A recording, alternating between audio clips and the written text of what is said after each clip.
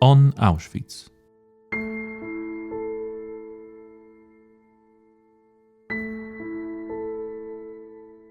The history of Auschwitz is exceptionally complex. It combined two functions, a concentration camp and extermination center. Nazi Germany persecuted various groups of people there, and the camp complex was continually expanded and transformed. In the podcast on Auschwitz, we discuss the details of the history of the camp, as well as our contemporary memory of this important and special place.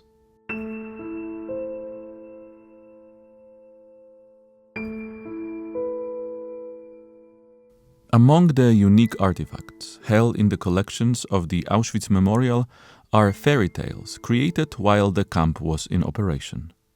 Crafted out of heartfelt need and in the hope of leaving behind a trace of their authors, these stories were smuggled out of the camp. Their creators were prisoners employed in the camp's construction office. With the help of people on the outside, they passed these fairy tales onto their loved ones. The story behind the fairy tales from Auschwitz is told by Jadwiga Kulasza, a retired employee of the Memorial Archives, as well as family members of the authors, Felicjan Świerczyna, son of Bernard Świerczyna, and Andrzej Czulda, the son of Henryk Czulda. Jadwiga Kulasza. Central Bauleitung to było takie przedsiębiorstwo projektowo-budowlane, które realizowało wszystkie zadania tego The Central Bauleitung, Central Construction Office, was a design and construction enterprise responsible for all building projects within the camp, as well as everything related to its construction and expansion in the surrounding areas. It comprised all the necessary departments to carry out this work, producing materials ranging from design plans and financial documentation to project descriptions and construction logs. And of course, it operated outside the formal camp structure, but cooperated closely with the Commandant's office. It fulfilled the camp's needs, but above all, it relied on prison labor, both in the department's offices and across all its construction sites. One such department of the Central Bauleitung was the Baubüro, which employed prisoners, primarily technicians, engineers of various specializations, architects, surveyors, and draftsmen. Their tasks included drawing up blueprints, conducting site measurements, and transferring that survey data onto the plans.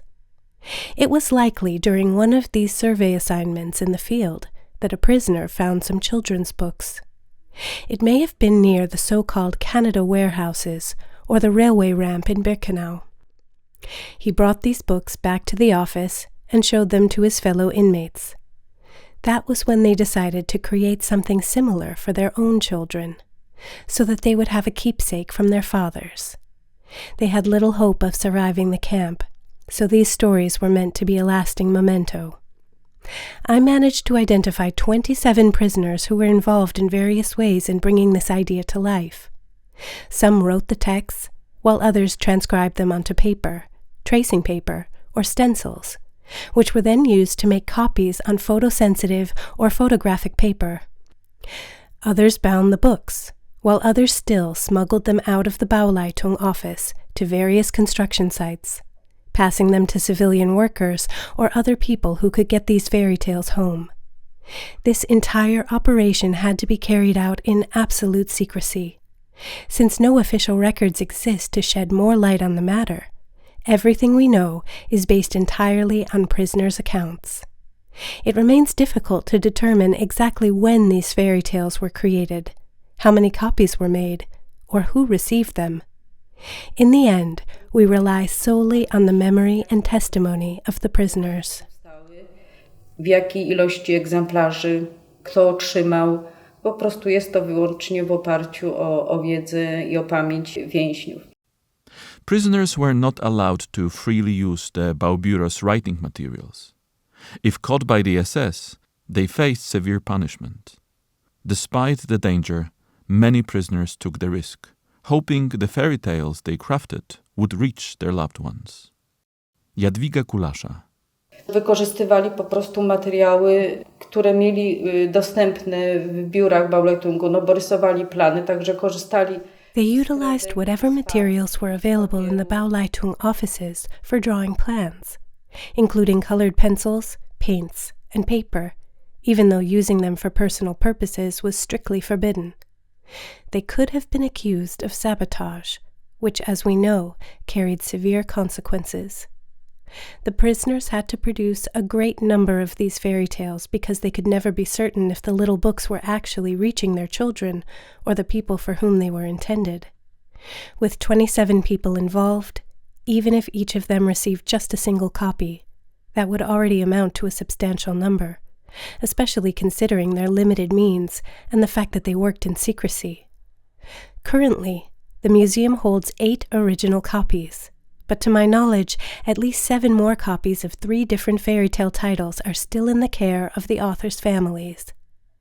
According to the prisoners' accounts, the first project they took on was a story about the adventures of a little black chick. This was a completely original piece. The text was written by Stanisław Bench, who drew inspiration from the walks he used to take with his son, Andrzej, along the banks of the Pilica River. The illustrations were also unique, mostly created by Jacek Kopczynski, Borkowski, Leszek Kozak, and Jerzy Baran. Every copy of this book features the lyrics and musical notes for 2 or 3 songs. Stanisław Bench wrote the lyrics for the songs about daisies and waves, while the lyrics for the 3rd song about bees were written by Artur Krzetuski. Krzetuski also composed the music for all 3 songs.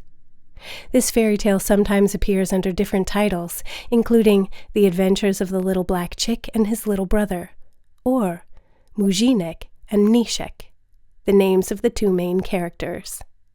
In the story, the little chicks set off on a walk of their own to see the world beyond their backyard, having various adventures along the way. One particular copy of this fairy tale was produced entirely by Henryk Czulda, who transcribed the text and painted all the illustrations himself. Tej bajki został wykonany całkowicie przez Henryka Czuldę.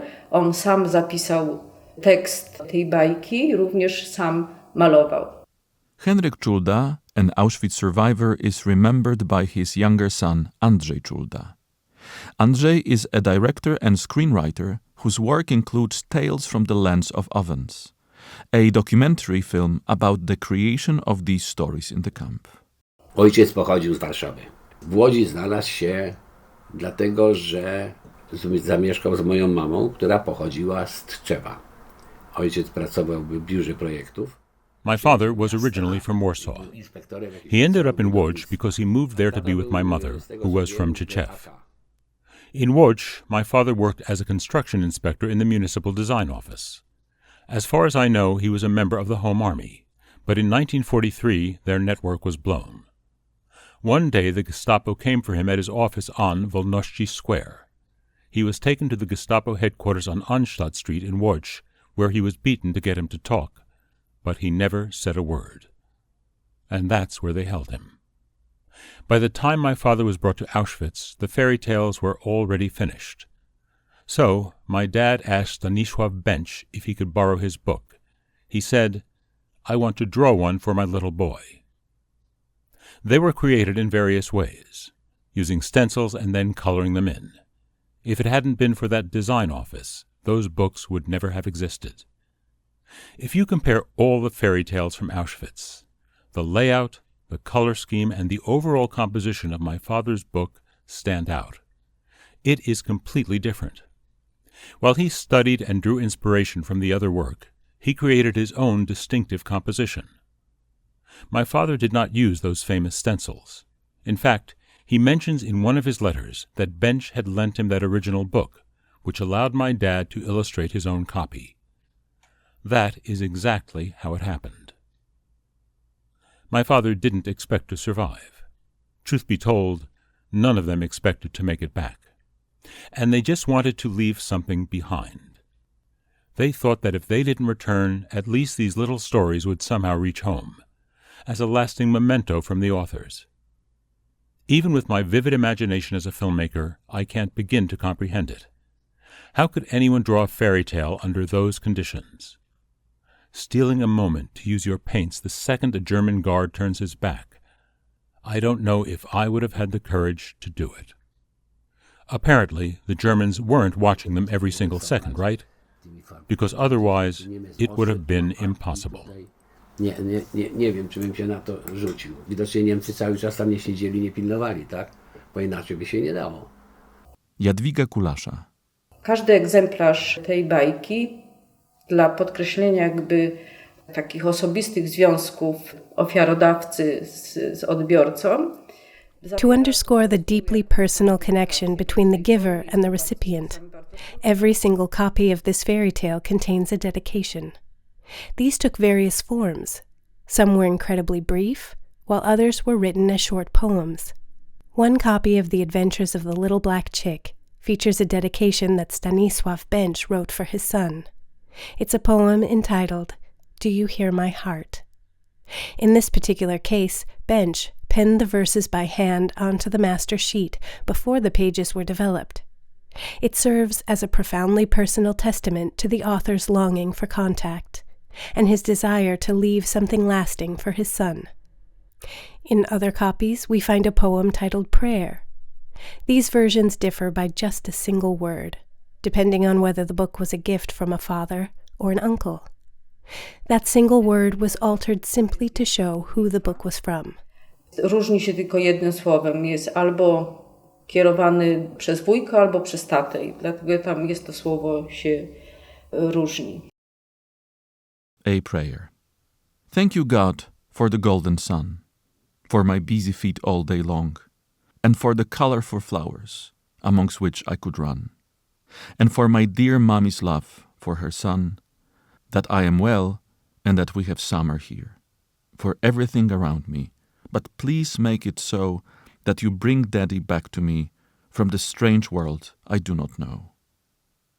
His head drops on the pillow, tired eyes slowly close. Please, dear Lord, will you remember to bring my father from his journey back home? Translated by Aleksandra Marsz. Jadwiga Kulasza. Następnym tytułem jest bajka o zajączku, lisie i kogutku. Jest to oryginalnie czeska bajka. The next project was The Tale of the Little Hare, the Fox, and the Rooster, which was originally a Czech fairy tale. Stanisław Bench translated it with the help of Czech prisoners who also worked in the Zentralbauleitung. It tells the story of a little hare whose house is stolen by a fox. None of the animals he turns to for help can manage to drive the fox away. In the end, only the clever rooster succeeds, and the house is recovered. According to Stanisław Bench's accounts, the illustrations were also copied from this original Czech book, with the exception of the cover art, which features all the main characters. That specific composition was designed by Alfred Przybylski. The other drawings were made by Marian Moniszewski and Mieczysław Kościelniak. Several copies of this book also contain dedications addressed directly to the children who received them. 2 of these were written by Stanisław Bench. His poem was later used by Eugeniusz Nozal in the copies he passed to 2 young girls, Alojza Kotulek and Małgosia Lewinska. This was done to thank their mothers, who risked much to help prisoners by smuggling in medicine, clandestine messages, and other essential supplies. The second dedication, written by Józef Drosch for his sister and family, is particularly notable. Through these lines, he managed to signal his plans to escape. Since he was from nearby Sosnowiec, his family lived relatively close to Oświęcim. His plan succeeded in September 1944, when he and a fellow inmate, Roman Taul, managed to escape from the camp.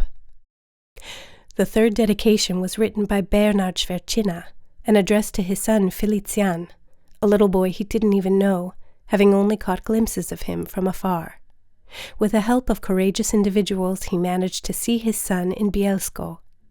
Świerczyna was able to do this while assigned to a work detail transporting camp laundry to a facility there. Pomocy różnym ludziom mógł go zobaczyć w Bielsku, jak jeździł do pralni, gdzie prano różne rzeczy z obozu. Bernarda Świerczynę, więźnia Auschwitz, wspomina jego syn, Felicjan. Ojciec jako oficer Wojska Polskiego, porucznik, poszedł na wojnę w 1939 roku 1 września. As a lieutenant in the Polish Army, my father went to war on the very first day, September 1st, 1939. He was captured and held in a POW camp, but thanks to the tireless efforts of my mother and their close neighbors, he was eventually released and returned home. He took a job at the tax office in Mysłowice, but by April 1940, he was forced to flee the town. He found refuge with his friends in Krzyszowice and stayed in touch with my mother, who, as it turned out, was pregnant at the time. He often traveled from Krzyszowice to Krakow, looking for work. It was during one of these trips, just as he was leaving the main post office in Krakow, that he was arrested. That was in June. He was held at Montelupik prison, and in July 1940, he was put on the second transport to KL Auschwitz. He was registered there as prisoner number 1393. I was born shortly after, on September 12, 1940.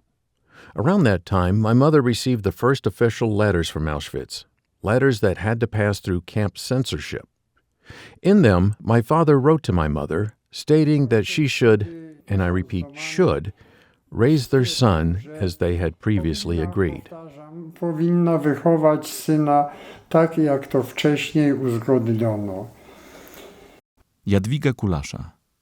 Dla Felicjana Świerczyny te słowa odgrywały... For Felicjan Świerczyna, those words meant everything. It wasn't just a unique memento, but a direct message from a father he never truly got to know. Słowa skierowane bezpośrednio dla niego od ojca. Felicjan Świerczyna. Własnoręcznie wykonaną i napisaną dedykacją przez mojego ojca, jako że bajka zaczyna się dawno bardzo jak... The book was completely handmade, written and dedicated by my father. The story itself begins like this.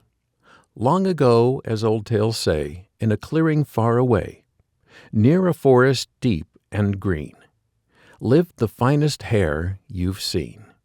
His floppy ears were long and light, his cozy home was dry and bright.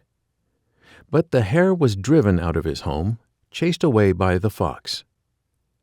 At the very end of the story, however, my father wrote these words. So grandfather ended his little tale, as he picked up his pipe, cold and stale.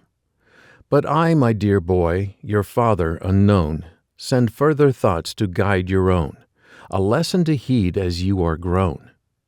The summer heat has slipped away, and chilly rains mist through the day, when suddenly, as if by spell, the cunning fox bursts from the dell. Stunned to see his mortal foe, the hare breaks into a frantic run, fleeing into the fields below. With nowhere to go, no place to turn. The fox, wicked and starved for a meal, leaps and strangles the rooster with zeal. Then, like a tyrant filled with pride, his chest swelling high, he steps inside and claims the home for his own domain. Oceans have swallowed rivers of rain since that dark hour until today. The hare still wanders, driven away from his warm burrow, his shelter and nest, living in fields and woods without rest. The lesson for you, my son, is clear. Whoever is ruled by cowardice and fear, depending on others to fight his fight, will always be shrouded in poverty's night, living and dying without a name, or remembered only in shadows of shame.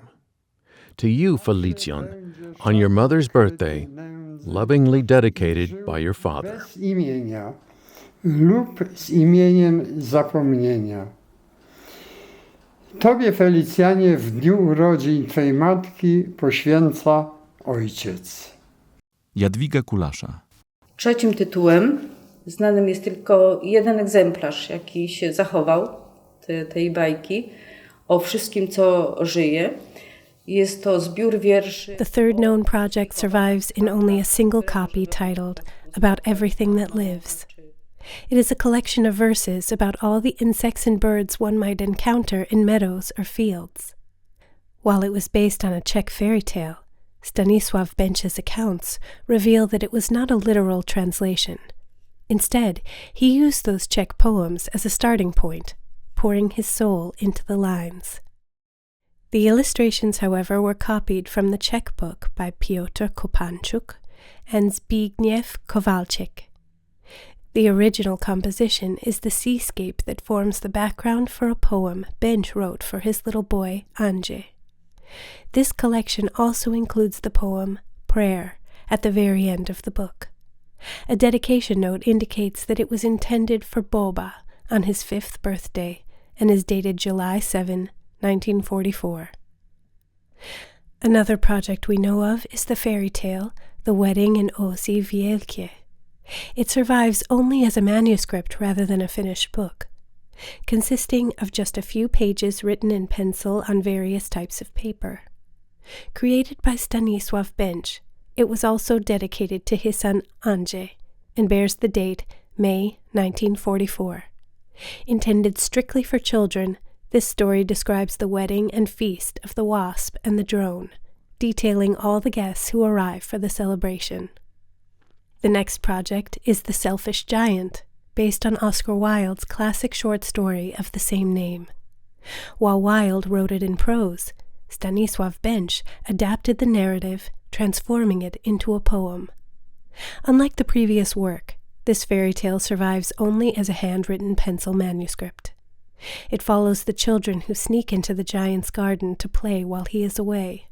When the giant returns and discovers them, he drives the intruders away, causing the garden to fall into a perpetual winter. Life only returns to the garden when the children find a way back inside. I wtedy całkowicie życie zamarło w tym ogrodzie i dopiero wróciło, gdy dzieci wróciły do ogrodu. For safety reasons, both the creation of these fairy tales and getting them out of the camp had to be done in secret. Such activities were strictly forbidden, and if the operation had been discovered, the consequences would have been severe, not only for the prisoners involved, but also for those who helped them. Jadwiga Kulasza explains how these books were passed on. Żeby te bajki dotarły do tych osób, o których więźniowie bardzo chcieli przekazać, musieli znaleźć się ludzie. To ensure these books reached their families, the prisoners relied on individuals willing to take them outside the camp and pass them along, a process that often required transporting them across great distances. Such people were indeed found. 3 of them are remembered with particular gratitude: Józef Wischarz, Józef Żurek, and Wanda Kondziuka, later known by her married name, Wanda Nosal. They became deeply involved in supporting the prisoners, helping not only to deliver medicines and clandestine messages, but also to maintain vital contact with their loved ones. Remarkably, all these fairy tales reached the children while the war was still going on.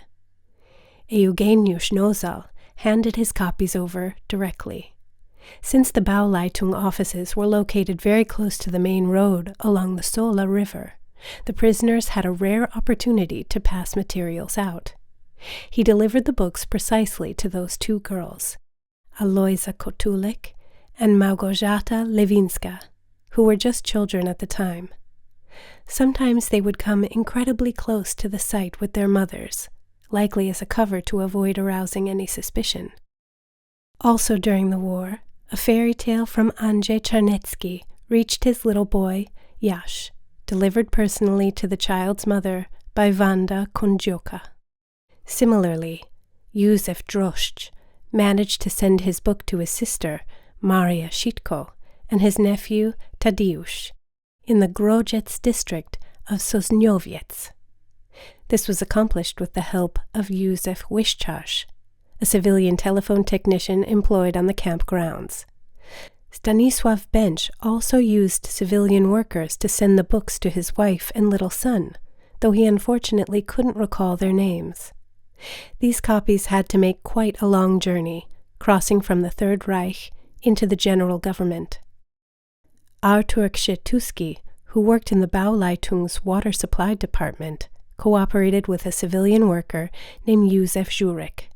Żurek, who built wells across the camp, became the courier who smuggled Skrzytuski's fairy tales out to Skrzytuski's daughter. Meanwhile, the fairy tale featuring Stanisław Bencz's text and Henryk Czuldas's custom illustrations went on an extraordinary journey. Clandestine letters from the period reveal that Czulda initially tried to send the book home through official channels, but he quickly realized it was impossible. Determined to save the keepsake and to get it to his family, Czulda carried it with him through every single concentration camp he was transferred to after leaving Auschwitz. Upon his liberation and return to Łódź in 1945, he was finally able to hand it to his older son in person. Jak go wywieziono z KL Auschwitz, także ją osobiście już po powrocie w 1945 roku do Łodzi osobiście ją przekazał synowi. Andrzej Czulda. Tata pisał, że oddawał chleb, czasami ostatnią chleb za bajkę, więc ktoś może chciał mu ją zabrać, jakiś strażnik, albo może... My father wrote that he would sometimes trade his bread, even his very last rations, just to protect the book. Perhaps a guard wanted to confiscate it, or maybe a fellow prisoner threatened to inform on him, forcing my dad to give up his food to keep it safe. Yet he managed to carry his copy through everything. He also confided in a small, trusted group of fellow inmates, begging them that if he didn't survive, if something happened to him, they would take the fairy tale and ensure it was sent to my brother after the war. Fortunately, it never came to that. He survived and brought it home himself. I po wojnie odesłali mojemu bratu. No, na szczęście tak się nie stało, sam ją przywiózł. Jadwiga Kulasza. Również jest taka tajemnicza, dziwna historia, jak bajka trafiła do... Another mystery surrounds the story of how the fairy tale reached Barbara Tondos, the daughter of Władysław Tondos. Because she was just a little girl at the time, she has no memory of how the book arrived, and no one ever explained it to her, who brought it, or how her father received it. It is highly likely that it was a token of appreciation. Since Władysław Tondos was a prisoner physician, some fellow inmate probably gave it to him out of deep gratitude for his help. Similarly, it remains a mystery how copies of both titles, The Adventures of the Little Black Chick and The Tale of the Little Hare, the Fox, and the Rooster, reached Paweł Moszyński. He was too young to remember the details and simply doesn't know how they arrived. In any case, he still holds both of these fairy tales today. Jest w posiadaniu obydwu tytułów bajki. Jadwiga Kulasza describes the extraordinary details of how these books reached Felicjan Świerczyna. Bajka o zajączku, lisie i kogutku i to była chyba taka nietypowa dosyć... The copy of The Tale of the Little Hare, the Fox, and the Rooster was highly unusual because of its small size. Prisoners created these fairy tales using whatever materials they had access to, and this particular book was smuggled out inside a hollowed-out dictionary, where it fit perfectly. Felicjan Świerczyna preserved that dictionary for decades before donating it to the Auschwitz Memorial Collection in 1996. The artifact stands as a clear testament to the dangerous conditions under which the story reached him. Ironically, it was likely a German officer, an SS man, who delivered it directly to his family's home. Oficer niemiecki, SS-man do domu. Felicjan Świerczyna. Bajka o zajączku, lisie i kogutku trafiła w sposób przedziwny. Któregoś wieczoru... The way the tale of the little hare, the fox, and the rooster reached us was truly surreal. One evening, my mother could never recall the exact date, whether it was 1943 or 1944, the front doorbell rang. She walked into the front hallway and looked through the glass panes of the entrance door. She could see a tall figure standing in the corridor, wearing a uniform and a striking distinctive head covering, an SS officer's cap. Terrified, she opened the door. The man simply handed her a small package, said thank you, and walked away. When my mother went back inside and opened it, she found a substantial German dictionary. Flipping past the opening pages, she discovered that a rectangular section had been neatly hollowed out, concealing a tiny booklet. It was the fairy tale I mentioned. My mother was shaken to her core, but she immediately hid both the dictionary and the story. On the very last page, my father had signed his name, adding the note, K.L. Auschwitz prisoner number 1393. That fairy tale accompanied me from my earliest days, from the very moment I first learned to read. Kiedy potrafiłem czytać. Jadwiga Kulasza. Bernard Świerczyna, on był znany już przed wojną z tego, że on tak angażował się. Even before the war, Bernard Świerczyna was known for writing scripts and radio plays, some of which were broadcast on Radio Katowice. This creative background gave him the skills to express himself in writing, resulting in the lengthy dedication he left for his son, a message meant to serve as a guide for the boy's future. The text also emphasizes the deep, enduring bond between Świerczyna, his wife, and their child. This testament is all the more tragic because, unfortunately, he did not survive the camp. Tym bardziej jest to ważne, że po prostu Bernard Świerczyna niestety nie przeżył obozu. Bernard Świerczyna was a key member of the camp resistance movement. In 1944, he and 4 fellow prisoners attempted a daring escape. Tragically, due to a betrayal, all 5 men were captured and imprisoned in the bunker of Block 11. Bernard's son, Felicjan Świerczyna, describes the grim details of those events. Postanowiono, że kierownictwo ruchu oporu zbiegnie z obozu. W jaki sposób?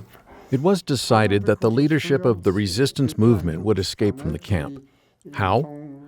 Their plan relied on the work detail that transported laundry outside the gates. The prisoners were to hide in the back of a truck, concealed beneath sacks of soiled clothing. They had bribed the SS driver, who was supposed to take them directly to a partisan unit once they crossed the camp perimeter. But the driver, the only person who knew the destination and the identities of the escaping prisoners, betrayed them. Instead of driving toward freedom, he pulled right up in front of the infamous death block, Block 11. My father and the others were thrown into the cells, where they waited for the camp authorities to decide their future. In Auschwitz, those in power could hand down only one verdict, a death sentence. And indeed, on December 30th, 1944, just 3 weeks before the camp was liberated, my father and his fellow comrades were executed by hanging.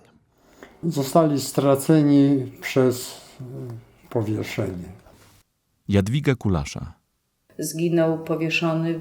He died by hanging in the last execution to take place at KL Auschwitz. Jaka się odbyła w KL Auschwitz. Felicjan Świerczyna. Jako człowiek 26-letni potrafił być. As a 26-year-old, he was practically a Renaissance man. He could do it all. Perhaps I'm exaggerating, but he was a man who worked, who gave back to his community, who was a scout, a military officer, and a law student at Jagiellonian University. Then came 1940. May, June, July, and my father's life began for a second time, inside KL Auschwitz. A life that ended so tragically. Życie w obozie KL Auschwitz zakończone tragicznie.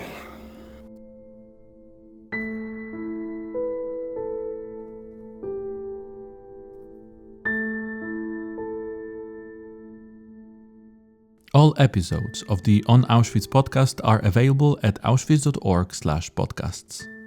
We kindly ask you to support our mission and share our podcast in social media.